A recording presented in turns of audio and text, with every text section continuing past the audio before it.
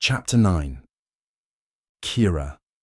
Nathan waited outside in the passenger pickup of O'Hare Airport in Chicago, watching the taxis, shuttle buses, and cars drive by. The hectic traffic and the sound of several car horns overlapped each other in the thick and dense air. He placed his small suitcase on the ground next to him and put his hands in the pockets of his slacks. It had been a long time since he'd been to Chicago. His own father had grown up in the city in a family of well-respected researchers and members of the Brotherhood. In his father's time, the organization grew to be well-respected. They had their moments and many questioned its clouded history, but nonetheless, his father taught Nathan to look toward the future and the time when he would replace his footsteps and become a researcher himself. Nathan learned a lot in Chicago, and at the age of 18, they handed him his very first assignment: to track down an ancient as old as time itself who sailed from Greece decades before his assignment. Any Deamhan over 500 years old was considered ancient because Deamhan usually didn't live that long, and this one was well over that age. It wasn't long until the ancient had tracked him down to his apartment in Los Angeles, off La Brea and Santa Monica Avenue. He had walked into his apartment near midnight to see a female demon standing in his living room, examining his plants in the windowsill.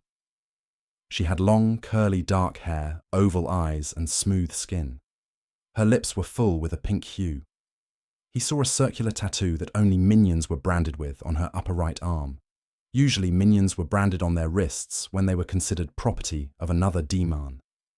Dressed in a long evening gown, appropriate for a woman about the town, she turned to him and smiled.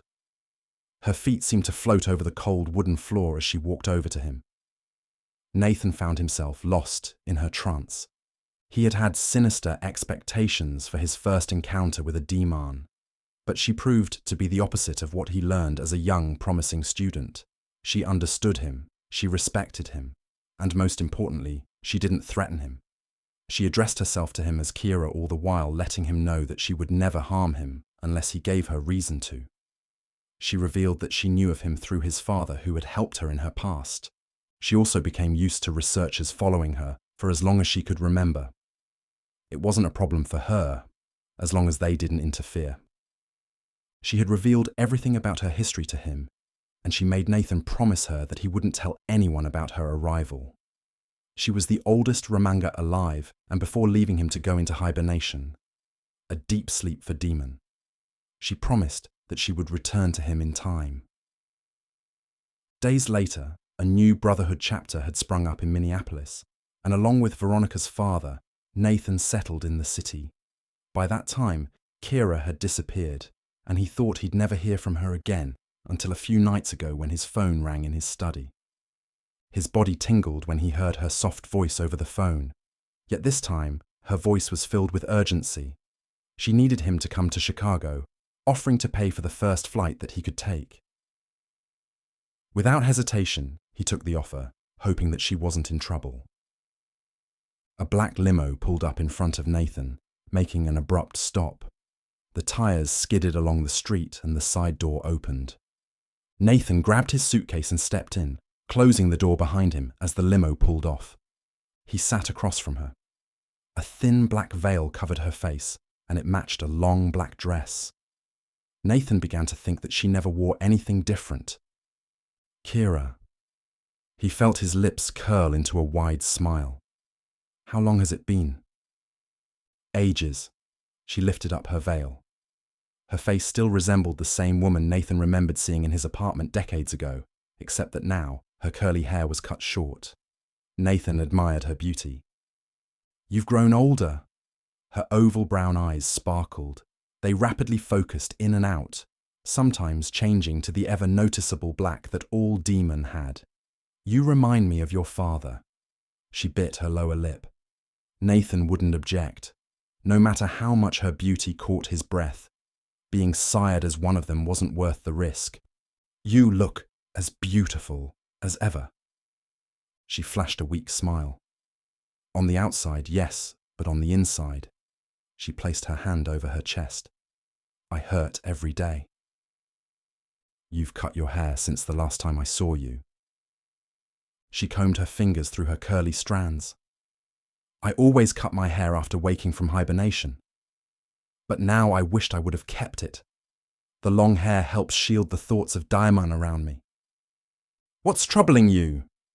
She closed her eyes. I heard him cry and scream and moan.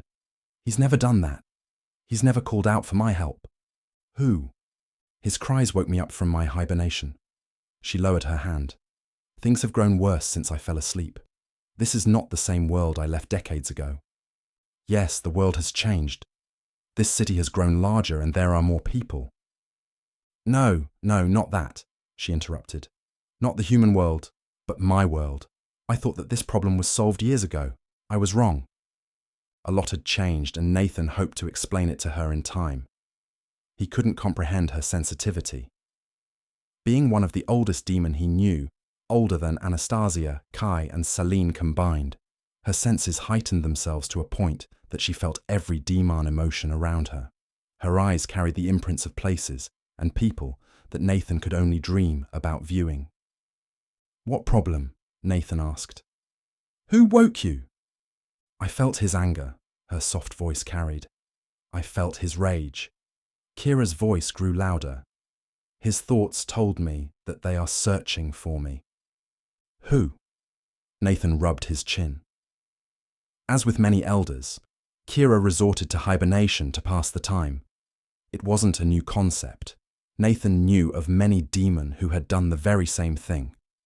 Hibernation left their bodies vulnerable, so they chose crypts, grave sites and caves to protect them.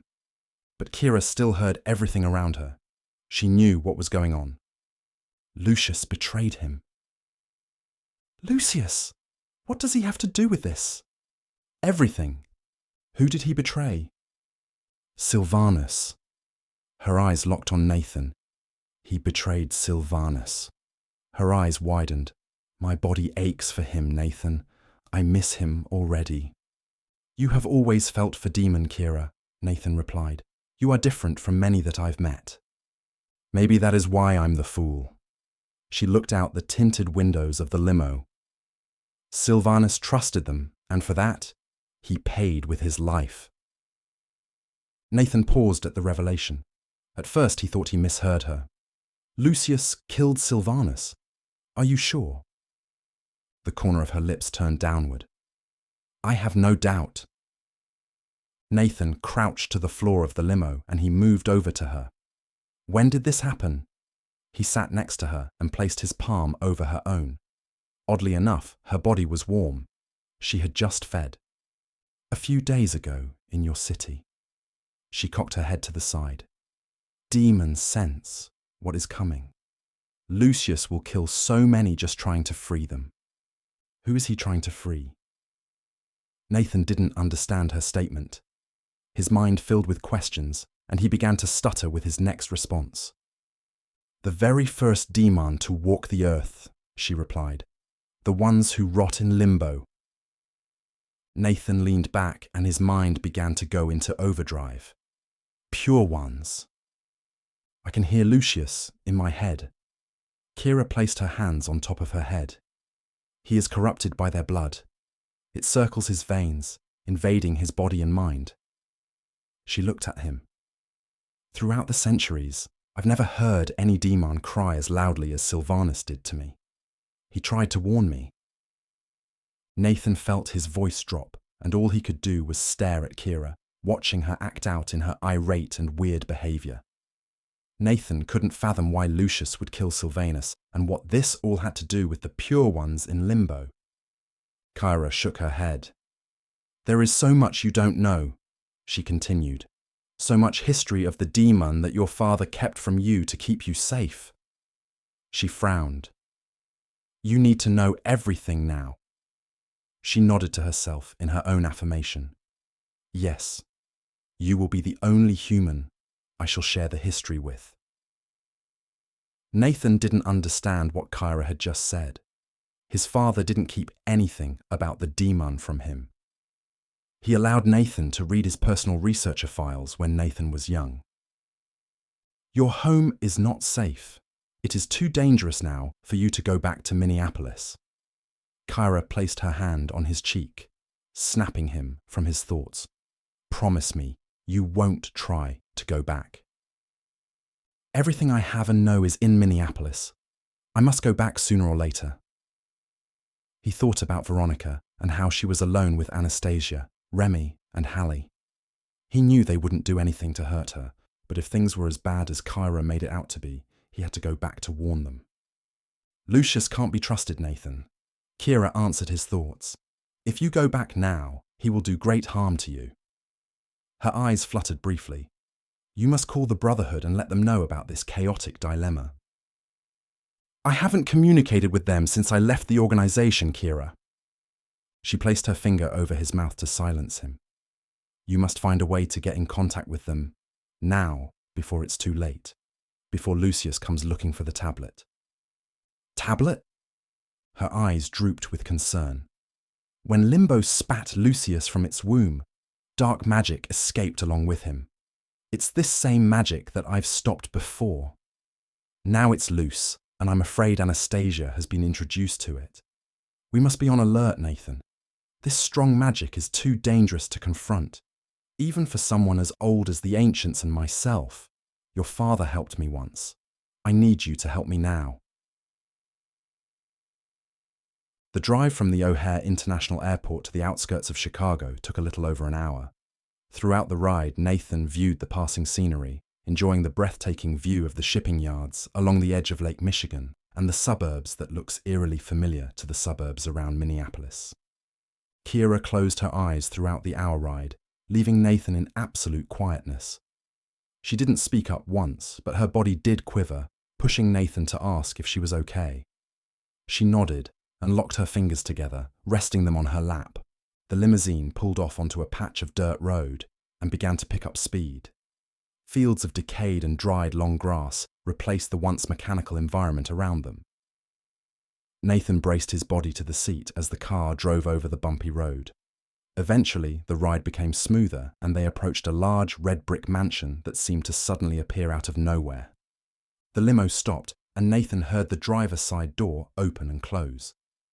A tall and older white male, with brushy white eyebrows and long drooping ears, opened the door and held out his hand for Kira to take.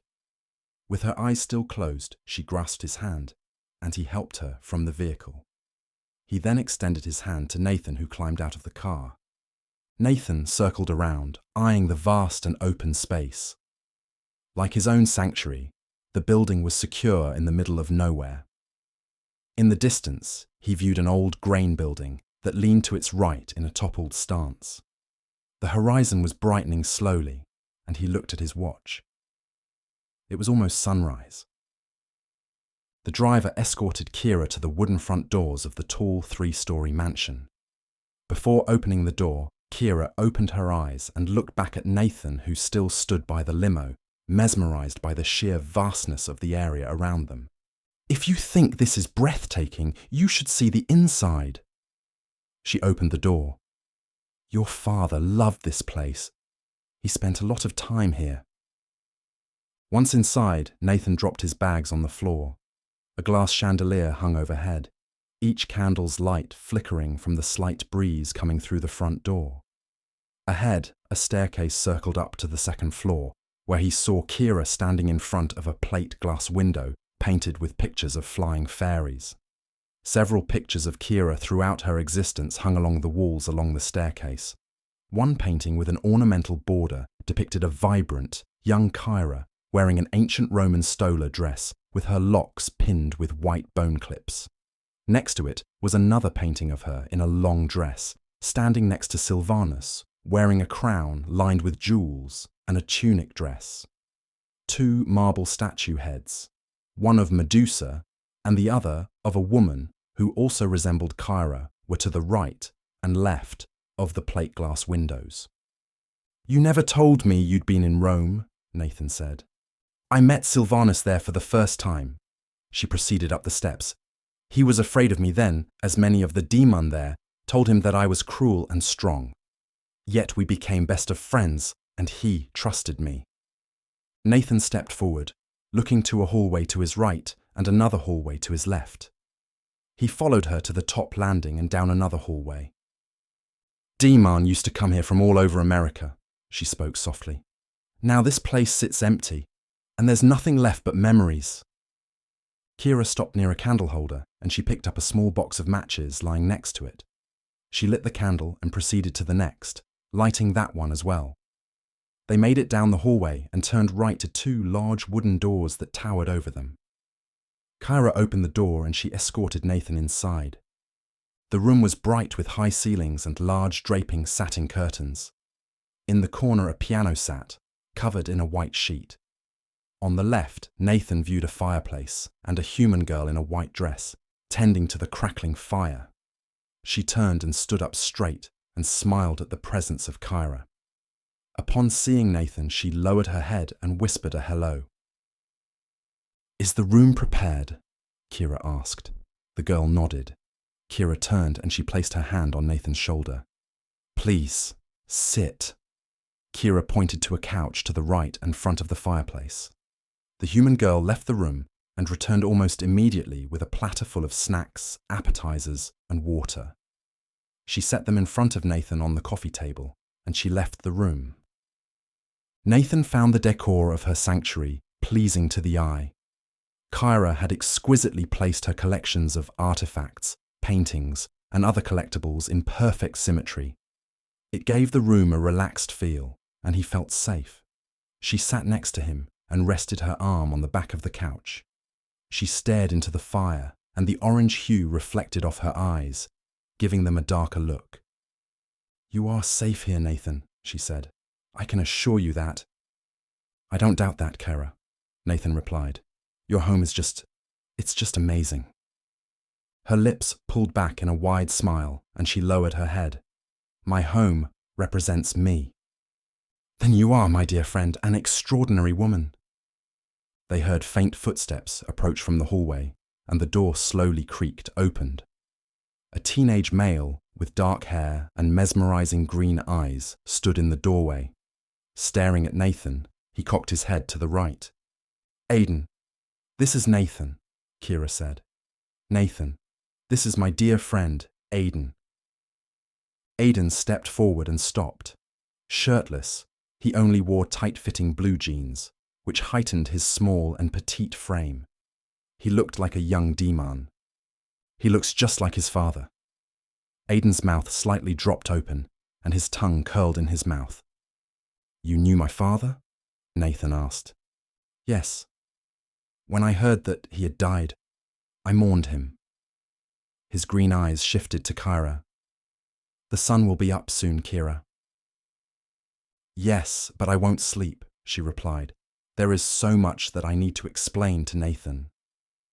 Aiden nodded. "I understand." He turned and left the room. Kira turned back to Nathan. "Aiden has been with me for over 100 years. He has been very loyal to me." "He looks very young." Kira shook her head. "Don't let his looks fool you. His history is much more complicated than mine." She repositioned himself. "I don't have the right to tell you his secrets. He can tell you when he feels ready." Nathan blinked rapidly and agreeing. He decided to keep his interest about Aiden in the furthest reaches of his mind, for now. After Lucius was released from limbo, Aiden became worried and woke me, telling me everything that had happened. Lucius has been the only demon to escape limbo, and I wondered why. Now that we know his true intentions, we aim to stop him. However, we can't stand up to him. He is too strong now. We are in strange times, yet again. "But you are the oldest known demon in the world, Kira. Certainly you're stronger than he is." She shook her head. "I may be older, but the dark magic inside him comes from the origin of Deamhan. Even I can't protect myself or anyone else against power as old as that. Still, I have a responsibility to stop this madness, which I did years ago." She looked into his eyes. "That's why I need you to talk to your researchers in the Brotherhood. We might have to work with them to stop Lucius." Nathan bit his lower lip. "Even if I tried, Kira, they don't talk to ex-members and working with Deamhan. That doesn't end up well." "No, They will talk to you when they understand the dangers Lucius brings to Deamhan and human alike, she replied. Only then will our minds not waver too far from a promising conclusion. Maybe I can talk to Lucius. I'm afraid not. There is too much darkness to wade through. She lowered her head in her hands. I tried to communicate with him, but he shunned me from his mind. That's when I felt it. She lifted her head. I felt the power. It was power that I haven't felt since I was sired eons ago. He blocked me, the oldest demon on the planet, with just a thought. Curious on what this dark, strong power was, Nathan leaned forward. Earlier you mentioned pure ones and a tablet. She nodded and her eyes widened. You must promise me first, Nathan. She placed her hand on his arm. Promise? You will try and get in contact with the human researchers and warn them about what is happening. Nathan nodded. I'll do everything in my power, Kira. I could force myself into your thoughts to see if you're lying. She removed her hand and she gently placed it just slightly above her left breast. But I don't pry on my friends. I will never pry on your thoughts. You deserve that much and more from me. Her eyes softened and she blinked. Do you remember when I first met you? Yes. How could I forget? I was well past my prime then. Your researchers feared me. She lowered her head. But I knew that you would understand me. She looked to the ceiling, and her face drew a blank. I knew that your father never told you much about me. I didn't want him to. She closed her eyes. Deamhan are better than this, Nathan. I am better than this. Her face drowned in remorse. Kyra, my own father once taught me that Deamhan have no conscience, no remorse, and that they don't have souls. One day he recanted and told me that all things in this world, evil and good, are here for a purpose. Now, even though he didn't tell me much about you when I first met you, I suddenly knew that what he said was the truth. The last thing I would want in the world is for you to fear me. She confirmed her own affirmation. Are you not hungry? She looked to the platter of food on the table in front of them. No, not really. She closed her eyes, then reopened them. Seconds later, Nathan heard the door open, and the human girl walked in with her head slightly lowered. She picked up the tray and immediately left the room. There is something you're hiding from me, and you don't know it. She stared at him with gentle eyes. Your body is different, weaker. Nathan flashed Kira a confused look. Any other time I would ask you, but now, it isn't important. Her voice trailed off. I must tell you everything now. Nathan smiled briefly, enchanted by her smooth, blemish-free skin and her eyes that danced along with the flicker of fire in the fireplace. Even the way her voice carried in the wind and the way her lips moved when she talked reminded him of his own mother, a strong, intelligent yet soft-spoken woman who was perfect in every way imaginable. I can sense the wrongs, and I fear that it may be too late. Kyra's sudden comment snapped Nathan from his thoughtful haze. Lucius is almost at his goal. He watched as she repositioned herself, and she rubbed her hands on her forearms. Looking slightly uncomfortable, she spoke again. What he is looking for is a tablet called the Dark Curse. Nathan nodded, unsure about what she had just said. The name didn't ring a bell. I've never heard of this before. Not many human have. She clasped her hands together. It has eluded both Deamhan and human for centuries. The tablet contains the words which curse the pure ones to the dark and to limbo.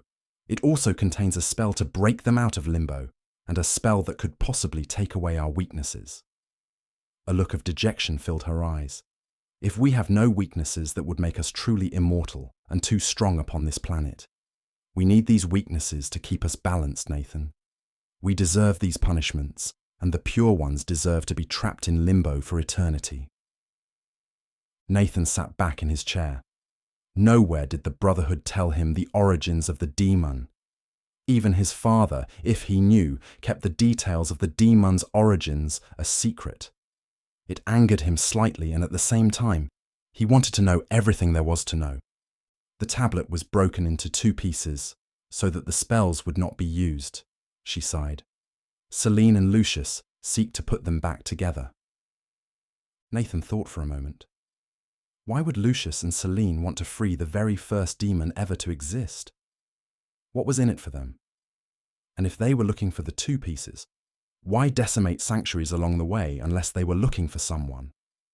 He glared at Kira and said in a whisper, "You have one of the pieces." "No, I don't." She leaned forward and her eyes gazed into his soul. "Lucius and Selene have already required 1 piece. Where is the other one?" "The Brotherhood had the other piece until your father took it." "My father?" Nathan shook his head. "When?" "A long time ago," she answered. "At that time, he and I both agreed that it was best for him to take it and hide it. He never told me any of this." Nathan remembered reading his father's journals several times, and he later boxed them up in the basement of his home. Some of them were caked full of information about Deamhan, while others remained blank and unused. He tried to remember anything from what he read, something that could remind him of the piece his father stole, but he came up empty. He saw it in her eyes that she remained confident in what she revealed to him. Somewhere along the line, he must have skimmed over vital information. "He didn't tell you because he wanted to protect you," she said. "But you know your father as much as I do. He encrypted his writing. Somewhere in his journals is the location of the missing piece." "All of his journals, his writings, are at my home," Nathan replied. "If you want me to find them, I have to go back." "Not yet. You and I are the only ones who know that your father took the piece, and you need to keep it that way. But you must tell the Brotherhood about Lucius and Selene. The Brotherhood can't handle them." "Perhaps," she replied. "But it will give you some time to find the piece and take it away or destroy it." "I don't know which one of my father's journals has the information you're looking for, or if he wrote it in his journals to begin with." She forced a weak smile on her face. "Your father was a smart, brilliant man, Nathan. He had his secrets and kept them hidden from you. Not because he didn't trust you, but because he knew the dangers it would bring to you. If Lucius and Selene find me, they will yank the information they need from my mind and then kill me. It's up to you to find a way to stop them if I can't." Nathan cocked his head to the side. "What information?" "I stole it from the mind of the only living descendant of the Kashapu who created Deamhan," she replied. "I'm one key to unlocking the dark curse, and there is another Deamhan who is the second key. Without us and the tablet, the pure ones will remain to rot in limbo where they belong."